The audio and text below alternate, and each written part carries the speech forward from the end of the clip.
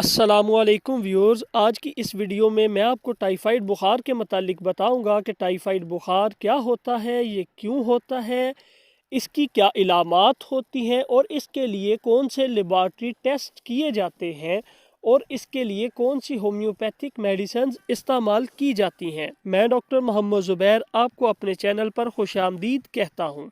आइए शुरू करते हैं। व्यूअर्स, टाइफाइड बुखार होने की वजह एक जरसूमा है जिसका नाम है साल्मोनेला टाइफी। वीडियो में जो पिक्चर आपको नज़र आ रही है ये इसी बैक्टीरिया की है। आपको एक और अहम बात बता दूं कि अगर किसी शख्स को टाइफाइड बुखार हो जाए और वो शख्स ठीक हो जाए लेकिन कुछ बैक्टीरियाज उसके जिस्म में ज़िंदा रहें तो वह बैक्टीरिया उसके पित्ते में चले जाते हैं। यानी कि ये बैक्टीरिया मरीज़ के ठीक हो जाने के बाद भी उसके पित्ता में कई सालों तक ज़िंदा रहता है और आहिस्ता आहिस्ता ये बैक्टीरिया उसके पित्ता में से निकलकर बाइल डक्ट के ज़रिए उसकी आंतों में गिरता रहता है। तो ऐसा शख्स जब कभी भी स्टूल पास करता है और अच्छे तरीके से हाथ नहीं धोता, यानी ऐसा शख्स जब पखाना करता है उसके बाद वो इस्तिंजा वगैरह करके उसके बाद हाथों को अच्छी तरह से साफ़ नहीं करता तो उसके हाथों की उंगलियों पे ये जरासीम लगे रह जाते हैं। और जब ऐसा शख्स किसी दूसरे शख्स को जो कि सेहतमंद है कोई खाने वाली चीज़ देता है तो वो जो सेहतमंद शख्स है वो भी इस बैक्टीरिया के कांटेक्ट में आ जाता है और उस शख्स को भी टाइफाइड हो जाता है। यहाँ आपको एक और अहम बात बता दूं कि ये जो टाइफाइड बुखार है ये हमारी आंतों का बुखार है, इसीलिए इस बुखार का दूसरा नाम एंटेरिक फीवर भी है। अब टाइफाइड बुखार की इलामात की बात कर लेते हैं। बैक्टीरिया के जिस्म में दाखिल होने से लेकर इलामात आने तक के वक्फा को इंक्यूबेशन पीरियड कहते हैं। टाइफाइड के लिए इंक्यूबेशन पीरियड 1 से 3 हफ्ते तक का होता है। यानी बैक्टीरिया अगर आपकी आंतों में पहुंच गया है और इसने अफजाइश शुरू कर दी है तो 1 से 3 हफ्तों के दरमियान आपको इलामात आना शुरू हो जाएंगी। शुरू में हल्का फुल्का बुखार, नज़ला ज़ुकाम जैसी कैफियत होगी, जिस्म में हल्का फुल्का दर्द महसूस होगा, मगर बाद में बुखार बहुत तेज़ हो जाएगा और अगर आपने बुखार का इलाज ना किया यानी बुखार कम करने वाली कोई मेडिसिन ना ली तो पहले दिन बुखार अगर 101 है तो दूसरे दिन बुखार 102 हो जाएगा, तीसरे दिन बुखार 103 और चौथे दिन बुखार 104 के करीब पहुंच जाएगा। बुखार इसी तरह बढ़ता रहता है, यानी इस बुखार को स्टेप लैडर फीवर मतलब सीढ़ियाँ चढ़ता हुआ बुखार कहते हैं।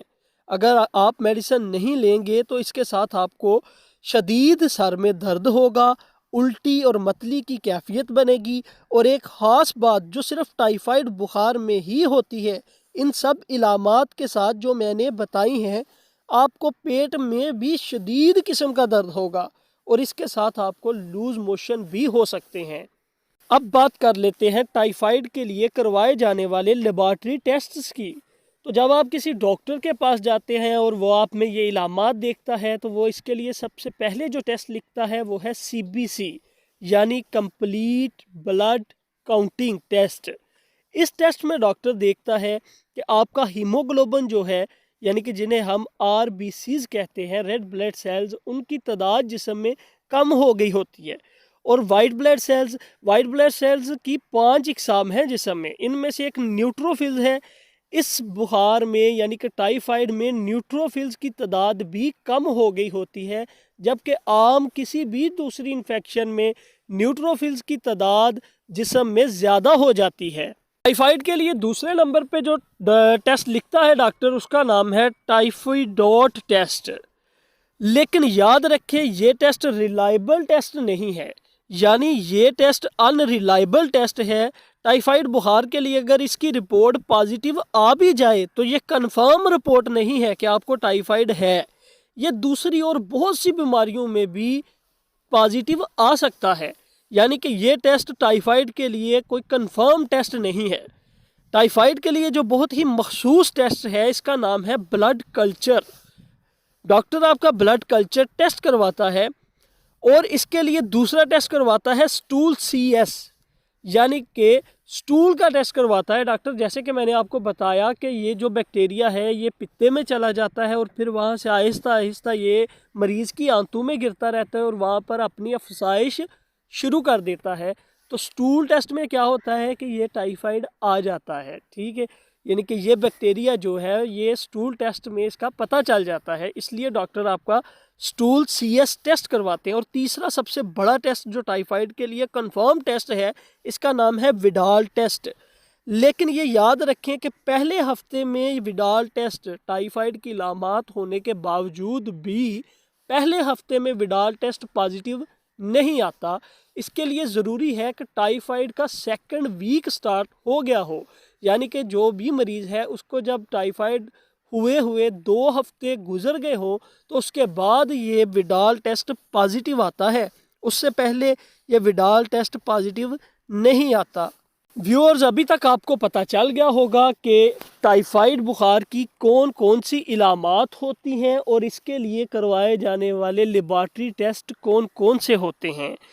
तो अब मैं एक और आपको बहुत ही अहम बात बता दूं कि जब भी कभी किसी मरीज़ को आम बुखार होता है तो ये एक कुदरती अमल है कि जैसे जैसे मरीज़ का बुखार तेज़ होता है उसके साथ साथ उसकी पल्स भी तेज़ हो जाती है, यानी पल्स में 10 का इजाफा हो जाता है। मसलन अगर किसी मरीज़ को बुखार 101 है और उसकी पल्स 90 चल रही है और जैसे ही उसको बुखार 102 होगा तो उसकी पल्स 100 पे चली जाएगी। लेकिन टाइफाइड में ऐसा नहीं होता।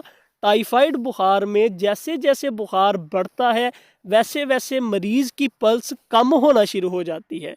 तो आइए अब आपको मैं इसकी होम्योपैथिक मेडिसिन बता देता हूँ कि कौन सी मेडिसिन हैं जिन्हें इस्तेमाल करके आप टाइफाइड को हमेशा हमेशा के लिए अपने जिस्म में से ख़त्म कर सकते हैं। तो टाइफाइड बुखार के लिए मैं आपको होम्योपैथिक का एक कम्बिनेशन बनाने का तरीका बताऊंगा। तो कम्बिनेशन के लिए पहले आप मेडिसिन के नाम सुन लें और साथ में मैं इनकी पिक्चर्स भी आपको दिखा दूंगा ताकि आपको पता चल जाए किस मेडिसिन की बात हो रही है। तो कम्बिनेशन के लिए जो सबसे पहली मेडिसिन है उसका नाम है आर्सेनिक एल्बम 30। कम्बिनेशन के लिए सबसे पहली मेडिसिन आर्सेनिक एल्बम 30 है। इसके लिए दूसरी मेडिसिन उसका नाम है बैप्टिशिया 30। इसके लिए जो तीसरी मेडिसिन है उसका नाम है बेसिलिनम 30। इसके लिए जो चौथी मेडिसिन है उसका नाम है चाइना। इसके लिए जो पांचवी मेडिसिन है उसका नाम है यूपिटोरियम पर्फ 30। इसके लिए जो छठी मेडिसिन है उसका नाम है पायरोजिनम 30। इन 6 मेडिसिन को आप किसी भी खाली शीशे की बोतल में बराबर मिकदार में डाल लें और उसके ऊपर कैप लगा लें और उसे अच्छी तरह से हिला लें। तो व्यूअर्स, आपका कम्बिनेशन तैयार है। अब इस कम्बिनेशन के तरीका इस्तेमाल की बात कर लें तो इस कम्बिनेशन के 20 कतरे आधे कप पानी में डालकर आप दिन में 4 बार इस्तेमाल करेंगे। यानी इसके 20 कतरे सुबह के टाइम आधे कप पानी में, 20 कतरे दोपहर के टाइम आधे कप पानी में, 20 कतरे शाम को आधे कप पानी में और 20 कतरे ही रात को सोने से थोड़ी देर पहले आप आधे कप पानी में डालकर इस्तेमाल करेंगे। इस मेडिसिन को कुछ ही दिनों तक इस्तेमाल करने से इंशाल्लाह आपकी टाइफाइड की प्रॉब्लम मुकम्मल तौर पर ठीक हो जाएगी। और वो मरीज़ जिनका टाइफाइड बिगड़ चुका है, यानी कि एलोपैथिक मेडिसिन से उनके टाइफाइड पर कोई असर ही नहीं होता, वो मेडिसिन खा खा कर थक चुके हैं, वो इस कम्बिनेशन को ज़रूर इस्तेमाल करें। इंशाल्लाह उनको इससे बहुत ही फ़ायदा मिलेगा और उनकी बीमारी मुकम्मल तौर पर ख़त्म हो जाएगी। व्यूअर्स, अगर आपको हमारी वीडियोस पसंद आ रही हैं तो हमारे चैनल को सब्सक्राइब कर दें, बेल आइकन को दबा दें ताकि मज़ीद इंफॉर्मेटिव वीडियोस आपको मिलती रहें। Doctor Zubair signing off. अल्लाह हाफ़िज़।